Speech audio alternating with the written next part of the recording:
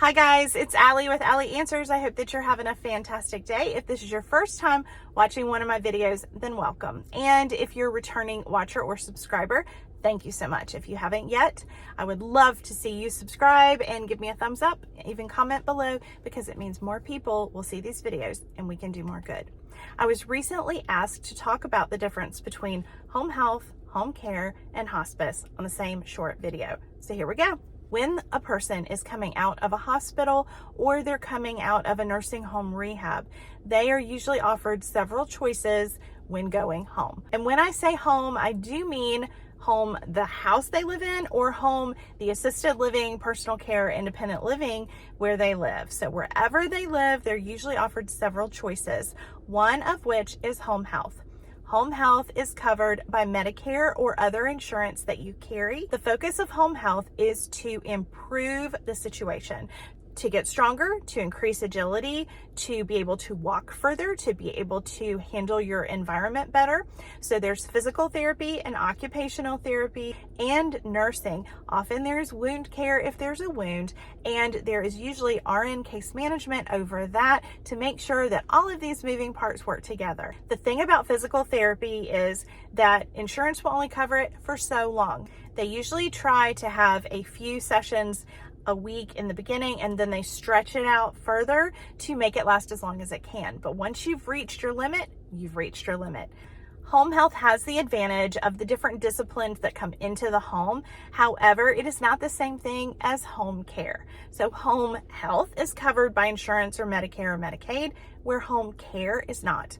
Home care is private care. It is usually basically a companion sitter, someone who's coming to the home to make sure that your loved one is safe, that they have someone with them, that maybe they need assistance with bathing, dressing, grooming, with meal preparation, and light housework sometimes, but generally it is basically a sitter. You can have home care with a registered nurse. That's very expensive, but most people don't need a nurse. Generally speaking, this is completely private pay. There are exceptions to that, but it's rare, so we're just gonna stick with this for now. You can hire someone yourself to come into the home. Maybe Suzanne from church can come and sit with Grandpa for a while, or you can use a company. The advantage of a company is that they are licensed, bonded, and insured.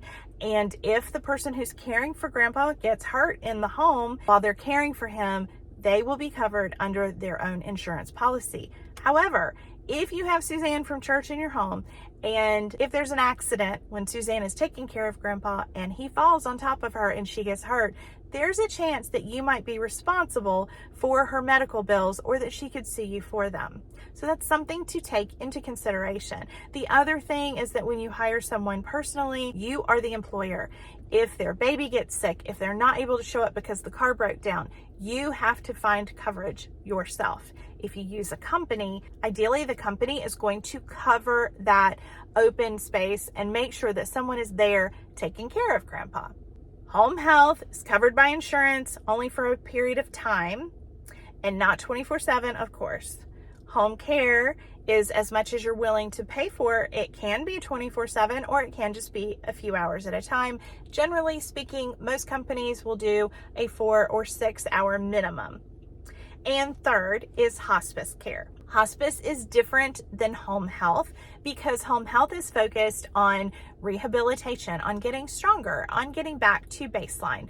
And hospice is for folks that we know are not going to be able to get back to this baseline, and on the contrary, are tending to decline. Hospice is appropriate for anyone who has a major disease that could possibly take their life in the next 6 months. It doesn't mean that they only have 6 months left. I have a lot of videos about hospice on this channel, so make sure that you check it out. But hospice covers someone to come into the home and assist with bathing, dressing, and grooming.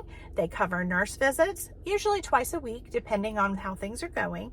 They can also cover wound care. They send a social worker and a chaplain, and they cover lots of supplies. Hospice is normally covered 100% by insurance.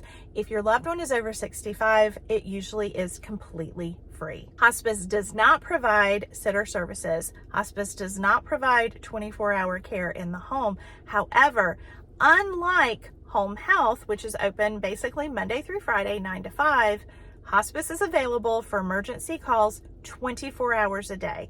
They can come out in the middle of the night if your loved one is having a pain issue and address it. Check out my videos about hospice if you have more questions about what's covered and what kind of care you can expect. So that's it. There you go. I'm so glad you joined me today. Thank you so much for watching, and I'll see you next time. Bye-bye.